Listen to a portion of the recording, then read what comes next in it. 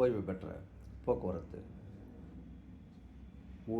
ஊழியர்கள் அனைவருக்கும் சிங்காரம் பணிவன்புடன் மற்றும் வணக்கத்துடன் இந்த வீடியோ பதிவேற்றம் செய்கிறேன்.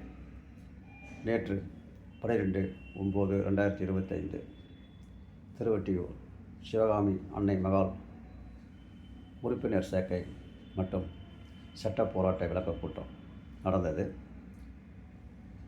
மிக அதிக அளவில் 400க்கும் மேற்பட்ட அந்த பகுதியில் உள்ளவர்கள், ஏனென்றால் சென்னை எம்டிசி என்பது கிட்டத்தட்ட 100 கிலோமீட்டர் சுற்றுப்பரப்பு கொண்டது.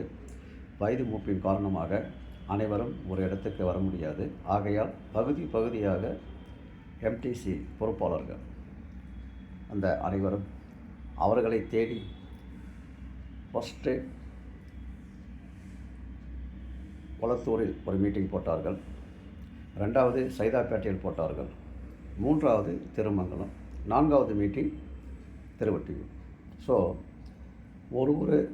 அதாவது சென்னையினுடைய அனைத்து பகுதிகளிலும் மாதம் ஒரு முறை அங்கங்கு மீட்டிங் போட்டு அது சார்ந்த அதாவது அந்த பகுதியை சார்ந்த உறுப்பினராகி வருகிறார்கள். அந்த நிலையில் நேற்றே புதிய உறுப்பினராக 280 பேர்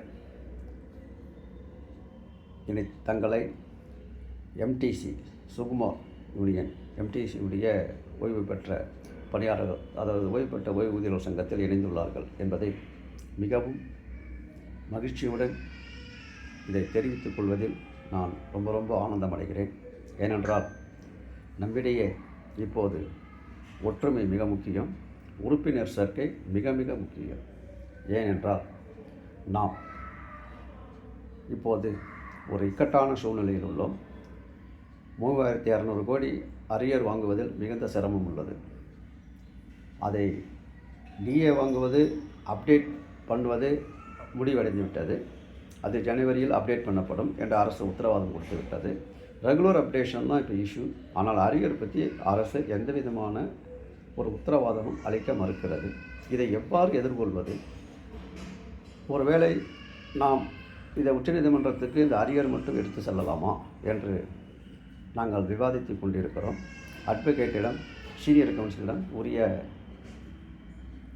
கன்சல்டேஷன் பண்ணி அதை எவ்வாறு நம்ம அந்த அரியரை வாங்குவது என்பதை நாங்கள் தீவிரமாகவும் தெளிவாகவும் திட்டமிட்டு கொண்டிருக்கிறோம் என்பதை அனைவருக்கும் தெரிவித்து கொண்டு, மீண்டும் நேற்று வந்திருந்த அனைத்து உறுப்பினர்களுக்கும் அதை நடத்திய பொறுப்பாளர்களுக்கும் என்னுடைய மனமார்ந்த நன்றியினை தெரிவித்துக்கொண்டு இந்த வீடியோவை முடிக்கிறேன்.